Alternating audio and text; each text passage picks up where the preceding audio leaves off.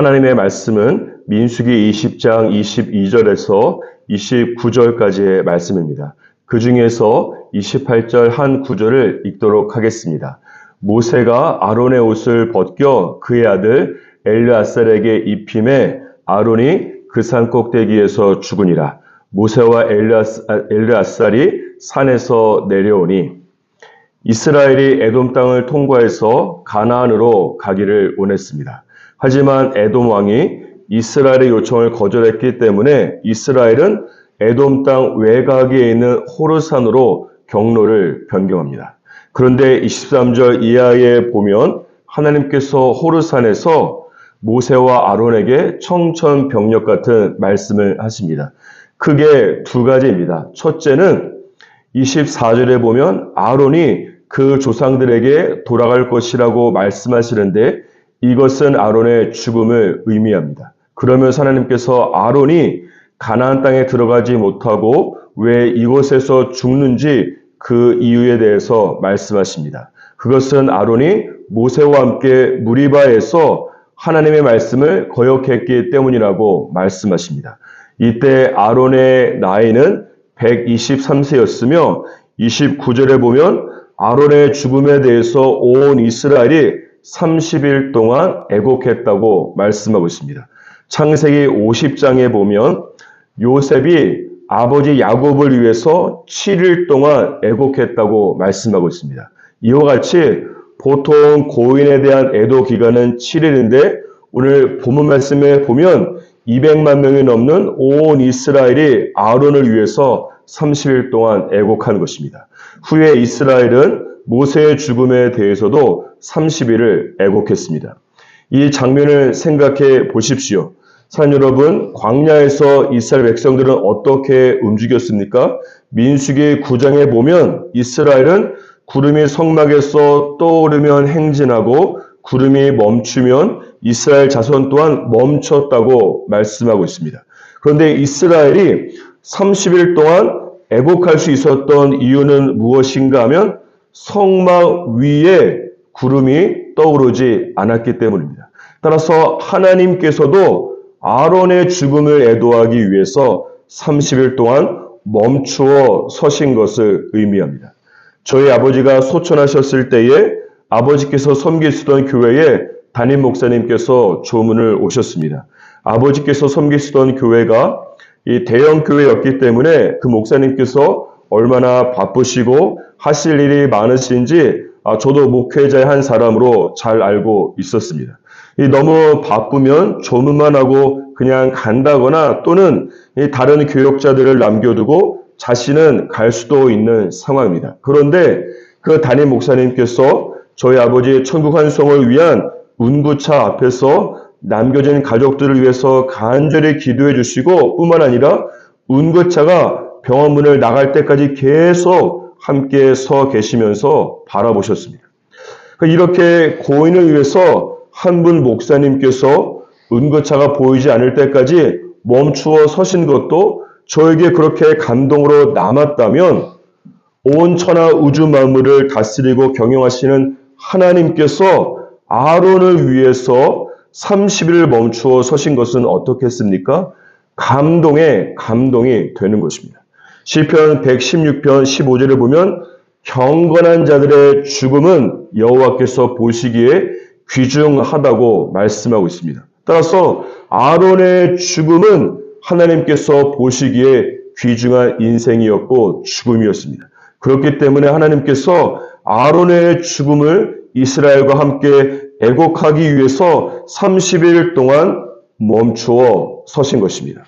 어떤 사람의 죽음에 조문객이 인산이례를 이룬다고 해도 하나님께서 멈추어 서지 않으면 그 인생은 하나님께서 보시기에 귀중한 죽음이 아닙니다. 반면에 어떤 사람의 죽음에 조문객도 별로 없고 장례식장이 한산해도 하나님께서 멈추어 선다면 그 인생은 하나님께서 보시기에 귀중한 죽음이고 인생이 되는 것입니다. 저와 여러분 모두 죽음을 언젠가는 맞이하게 될 것입니다. 그때 하나님께서 이 세상 우주 만물을 경영하는 일을 뒤로 하고서 나의 죽음을 애도하기 위해서 멈추어서는 그런 인생을 저와 여러분이 살 수 있기를 주님의 이름으로 축복합니다. 두 번째는 26절에 보면 호르산에서 아론의 옷을 벗겨서 그의 아들 엘르아살에게 입히라고 말씀하시는데, 이것은 아론의 대제사장직을 그의 아들 엘르아살에게 이양하는 것을 의미합니다. 이 장면은 한마디로 말하면 아론의 은퇴식과 아론의 퇴장이 되는 것입니다. 이렇게 한번 생각해 보십시오. 아론이 하나님의 기름 부음을 받아서 대제사장이 되었습니다. 하지만 지난번 무리바 사건과 같이 먹을 물이 없는 상황이 발생하게 되었을 때에 이스라엘 백성들이 얼마나 아론을 비난했습니까? 애굽에서 잘 살고 있는 우리를 굳이 광야까지 끌고 와서 죽게 한다고 아론에게 항의하고 원망하고 불만을 다 토해내 버렸습니다. 하루 이틀도 아니고 입만 열면 불만과 불평을 늘어놓는 이스라엘 백성들 때문에 사실 얼마나 아론이 골머리를 썩었겠습니까? 또는 지난 무리바 사건처럼 아론 나름대로 최선을 다했는데 반석을 내리치는 바람에 자신의 사역에 실패하게 되면 또 얼마나 자신을 자책하면서 좌절을 했겠습니까? 따라서 아론은 사실 이 40년 동안 대제사장으로 섬기면서 그만두고 싶었던 때가 한두 번이 아니었을 것입니다. 아마도 골백 번은 마음속으로 포기를 했을 텐데 아론은 그럼에도 불구하고 하나님께서 부르신 대제사장의 역할을 죽기 직전까지 충성스럽게 감당하게 된 것입니다. 또 다른 면에서는 아론은 자기 자신이 좀 더 대제사장으로 섬기고 싶더라도 하나님께서 여기까지라고 말씀하시니 바로 대제사장의 옷을 엘르아살에게 벗어주고 있습니다.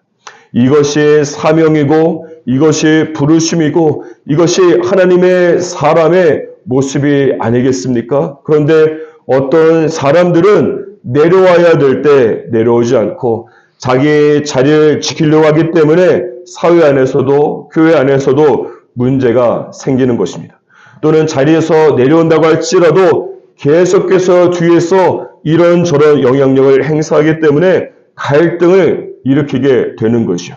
아론은 대제사장 자리에서 내려놓고 그 이후에 죽었습니다. 이것은 하나님께서 내려오라고 하실 때에 내려올 뿐만 아니라 다음 사람에게 일체 간섭과 영향력을 행사하지 않은 것을 말씀하는 것이, 저 여러분 또한 아론과 같이 하나님께서 보실 때에 아름다운 은퇴와 아름다운 퇴장을 할 수 있어야 합니다. 지금 하는 일이 너무 힘들어서 수백 번도 더 마음속으로 사표를 쓰기를 원합니까?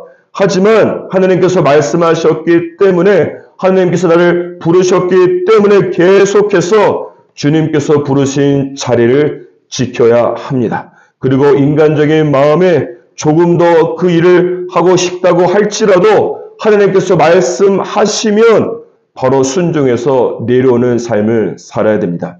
어떤 사람은 은퇴하면서도 나의 욕심 때문에 세상 사람들에게 스캔들을 남기는가 하면, 또 어떤 사람은 아론과 같이 은퇴하면서 세상 사람들의 마음의 감동과 영적 메시지를 남기기도 합니다. 여러분은 이 세상에 무엇을 남기고 은퇴하고 퇴장하고 싶습니까? 혹시 지금 하는 일이 너무 힘들어서 포기하고 싶다면 아론을 꼭 기억하시고 주님께서 말씀하시기 전까지 절대 포기하지 마시고 버티시기를 주님의 이름으로 축복합니다. 혹시 지금 하는 일을 더 하고 싶지만 주님께서 내려오라, 여기까지 하라고 말씀하시면 내 손에 잡고 있던 것을 놓아서 빈손으로 만들어서 나의 빈손에 주님께서 새롭게 주시는 것을 잡으시기를 주님의 이름으로 축복합니다. 오늘 하루 말씀으로 승리하시기를 주님의 이름으로 축복하고 기도합니다.